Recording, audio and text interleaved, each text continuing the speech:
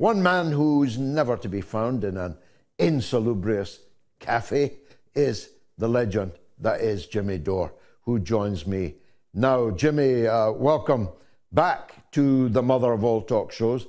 I'm a great fan of your work, as you know, but I thought your master class with Tucker Carlson before the presidential election was just that, a real masterpiece. You found the words to puncture the pompous hypocrites of liberalism and the liberal incarnation that is the Democratic Party. Nothing liberal about these people at all, is there? They're tyrants. They support tyranny. They support everything that they once claimed to be against. And I thought that you and Tucker made quite a double act. One from the left, one from the right. You punched them so hard, I felt that somebody was flapping a white towel in the corner saying, okay, leave us alone. We've taken enough punishment.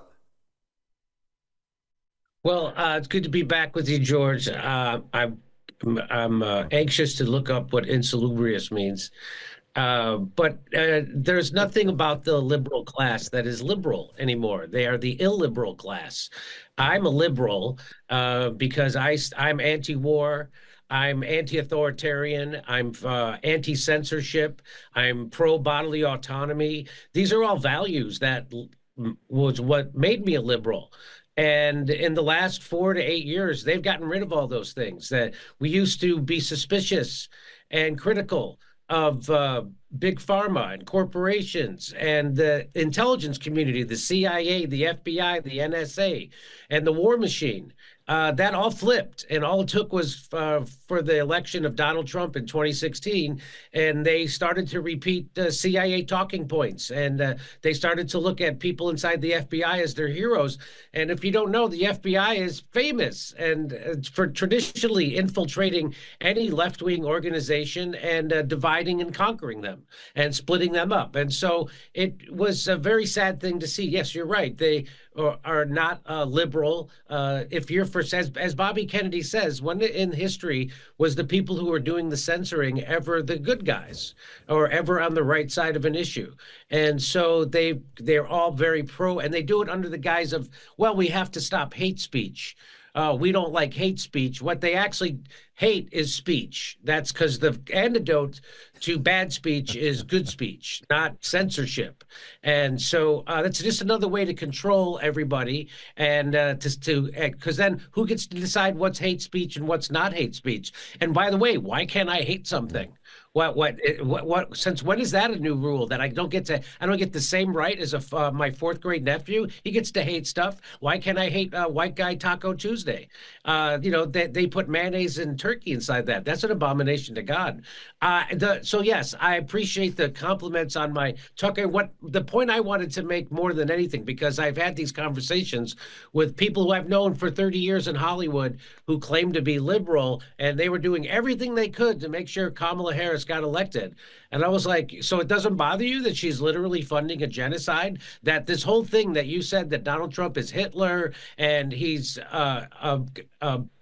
bad for everybody and he's a madman. You don't mind that the person who you think is the grown-up in the room is doing a literal genocide right in front of your eyes at the behest of a foreign country, and they don't have anything back to say. And I'm like, you got to make them pay a price. They go, well, Trump won't be any better. I'm like, well, if Trump gets elected, then we'll deal with Trump then. And I won't give him my vote either.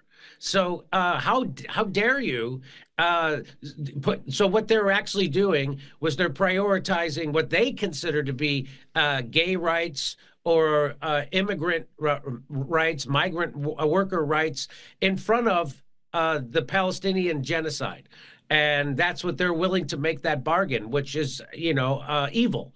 And so I think they're wrong about all the stuff, right? Gay rights. And Donald Trump was the first president in the history of the United States to enter the White House pro-gay marriage. He hosts gay marriages at his house in Mar-a-Lago all the time. So again, it was mostly built on fear and propaganda, and they swallow it. The liberals used to always be skeptical of government. As we all know, the biggest liars are the government. Second is the corporate media. And third, and a distant third, is randos on social media. But what they want you to focus on is the randos on social media, because the establishment can't afford to lose control of the narrative. And because if they lose control of the narrative, then the game's over and they have to start disappearing people, which they do, but it's a lot harder, and it's a lot harder to keep control. And I'm surprised to hear that you're still on TikTok. I've gotten kicked off TikTok, and so it's just a matter of time before you do. Mm-mm. Well, we're a bit more moderate than you. On the subject of insalubrious cafes, you told Tucker that you don't go to dinner parties. Neither do I. But I've spent my life in insalubrious cafes, and therefore I know that the price of a cup of tea there is eminently manageable by most people, and that's all we charge for our Patreon. Hate works, as you said to Tucker Carlson. They generated hate against Donald Trump, to whom I'll come in a minute in more detail, but on entirely bogus affairs. It always struck me that the idea that Donald Trump was homophobic was very unlikely to be true. He's a party guy. He's a club guy. He's a New York guy. He has gay weddings in his house kind of guy. But that casual smear, once cast, finds a lot of places to rest and precludes those who rightly guard their credentials on gay rights from actually looking beyond what has now just been alleged. The idea that Trump hates blacks, hates Latinos, is belied by the steady advance across 8 years, 3 elections, that Trump, the candidate, has made amongst Latino and black voters. Why are these Latino and black voters voting for Trump? Because he hates them? What kind of foolishness is this? But on the subject of the liars, Jimmy, I was particularly grabbed by the point that you made, that they put up people that you think wouldn't lie to you. And one of the examples that stands out in my brain is Rachel Maddow. She's a lesbian, right? So she wouldn't lie to you. Gay people wouldn't lie to you. Then they tell us a woman wouldn't lie to us. Then they tell us a black woman wouldn't lie to us. It's really rather sinister, this whole lie machine. It's very carefully calibrated. They handpick these people very carefully indeed. Yes, it's the corporate version of identity politics. I like to make the case that Rachel Maddow, people think, well, she's gay, so she's just automatically virtuous, and so gay people wouldn't lie. And then the person who comes on after her is Chris Hayes, who's a verified nerd with the glasses and the whole deal, and nerds wouldn't lie to you. So, and then they have Joyanne Reed, who's a woman of color. They wouldn't lie. Of course, those are the people they handpick. Of course, those are the people who are going to lie to you, and it tricks a lot of people, and it fools a lot of people, and that's what identity politics is all about. And you have to remember that the biggest thing that scares the oligarchy is for people to come together along economic issues. And it's been ever since World War II, at least here in the United States, that any social movement that included a class analysis and an economic component was infiltrated, and they immediately decoupled the economic issues from the cultural issues, and they pushed the cultural issues. Like when the Vietnam War in the United States was happening, the protesters were very very normal middle-class people with button-down shirts on and nice haircuts, and then they infuse the hippies, and they're like, oh, it's the smelly, dirty, drug addict people, the Charlie Manson types that are against the war. So that's the trick that they play, and they're doing it all the time right now. They want us to focus on they want us to focus on race. They want us to focus on our gender. They want us to focus on our sexuality. They want us to focus on transgenderism. They want us to focus on our ethnicity, and that's all they want us to focus on. The most important thing in the world is the color of your skin. It's not.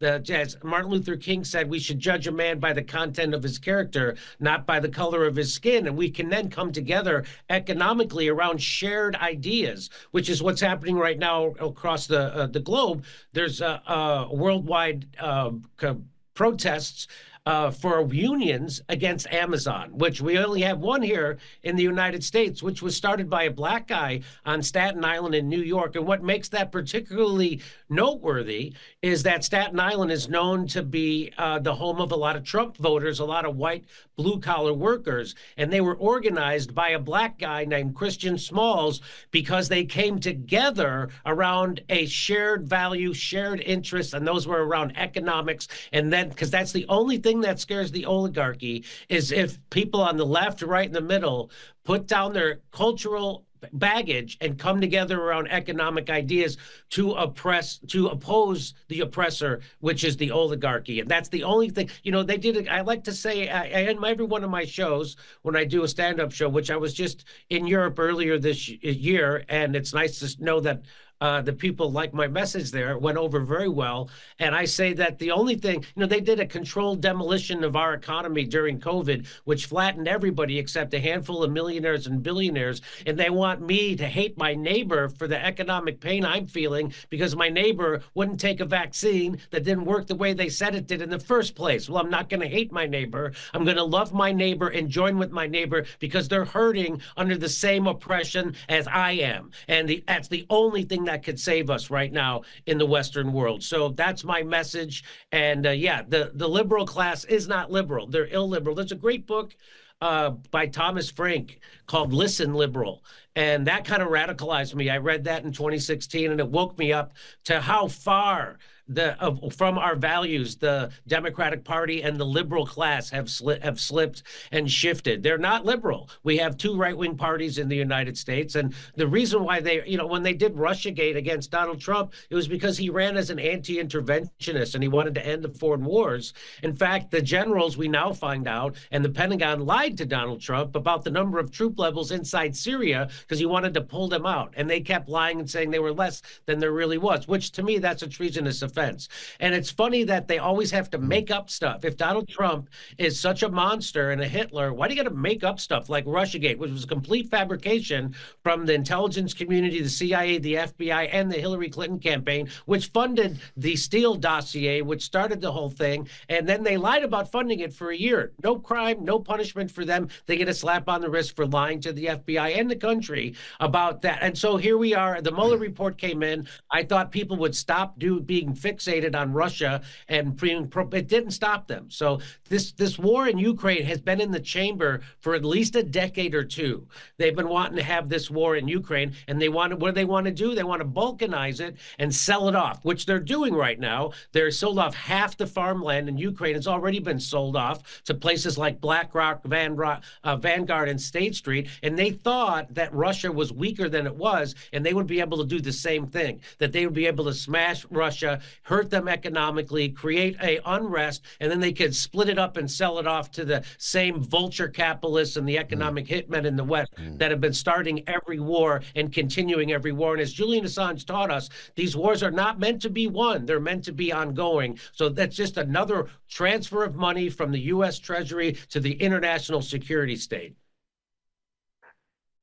Well, look, we've left the Liberals bleeding on the floor. Let's turn momentarily, and I'm grateful for your time, to the Conservatives. As you say, and I'm the author of the phrase two cheeks of the same ass. It's true in Britain. It's true in the United States. We're no longer divided by a common language. We are increasingly confronting exactly the same set of circumstances, including that one.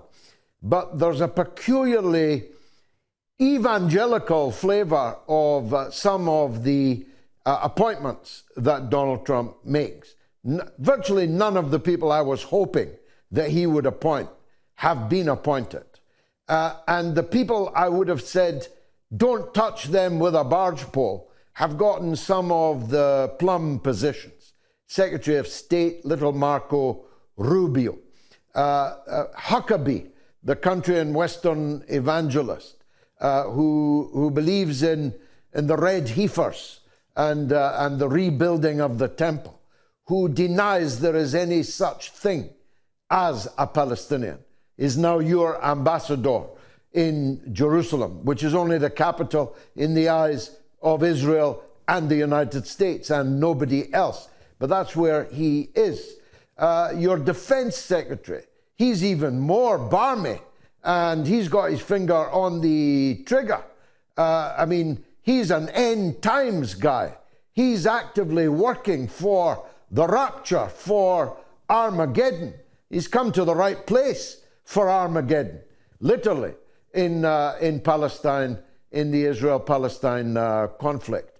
If there's a coming struggle, Jimmy, for the ear of Donald Trump, how come we seem to be losing it so early when he's not even got his feet under the desk? Yes, I was very disappointed in lots of his appointments. I was happy about Bobby Kennedy at the Health and Human Services. Tulsi Gabbard is certainly an upgrade, although she flip-flopped on her Israeli position, which seems to be the cost of entry into the Trump administration. The only thing we can hope is that Donald Trump is somehow going to force a solution and an end to the killing in Gaza and the West Bank. That's the only thing we can hope, is that he has a plan to force that end. I think that that may happen, but his solution might not stop the tension. That's for sure. So all we can do is, I think it's prudent to wait and see what happens. I saw Glenn Greenwald do coverage of Marco Rubio and Trump's defense secretary, and what's interesting about Trump's defense secretary is that he doesn't come from the war machine. He's an outsider. And the fact that they're coming at him so hard. So to me, if the establishment hates a Trump appointee, that's a good sign. If they like him, like they like Marco Rubio, they like his Treasury Secretary pick, that's a bad sign. So they hated Bobby Kennedy and they're slandering him. And right now they have an email from Trump's Secretary of Defense from his mother that is in the New York Times. And it's like, well, they're really going after that guy. So there has to be, so that's the only thing that gives me hope. I'm not saying that it's founded. I'm saying that when the establishment goes hard at someone like that, that means that there's something they fear about him, and it's not something that I fear. So I have my fingers crossed. We can only hope. Trump is, the reason why it took him so long to impeach Trump is because the liberal class and the establishment had to find a crime he was guilty of that they were also complicit in. And they finally ended up impeaching him because he paused a shipment of weapons to Ukraine. Now, his appointment of Glenn Greenwald, like I was saying, he talked about his appointment of Secretary Marco Rubio and the defense secretary. And he was saying that these people have shifted their global outlook as of late, and that they will be there to just fulfill the will of Donald Trump. Hopefully, fingers crossed, that's what he's doing. Now, the appointment of Kellogg as special envoy to the Ukraine seems nuts. Who knows? Maybe it's, Donald Trump recently talked about how when he would have John Bolton over his shoulder when he went to negotiate, that the people he would be negotiating with would be afraid that, oh my God, this guy's a warmonger, so we better negotiate. So maybe that's, again, fingers crossed. All we could do is wait and see. I'm not happy about it, but Donald Trump has pledged to end the Ukraine war. We'll see, and if he doesn't, then we have to rally MAGA and his supporters to pressure him and to keep his campaign promises. But he has a history of being an anti-interventionist, in more than the normal politician. Put it that way. He's certainly not a peacenik. But he likes to make deals, and he wants credit for deals. And, I've asked a lot of people, why do you think Donald Trump didn't start a new war during his first 4 years, even though the establishment was pressuring him to, right? And the best excuse I could get was that he's corrupt, but he's New York real estate corrupt. He's not neocon warmongering corrupt, slaughtering people for economic gain. And that's a big switch. He doesn't come from inside politics. He is an outsider. He doesn't have a history of coming up. He's not vetted by the establishment to be okay with the neocon war machine. And so again, fingers crossed on that. And yeah, we definitely have to keep our eye on the ball and hold his feet to the fire. Jimmy Dore, I take my hat off to you. Thanks for joining us on the mother of all talk shows.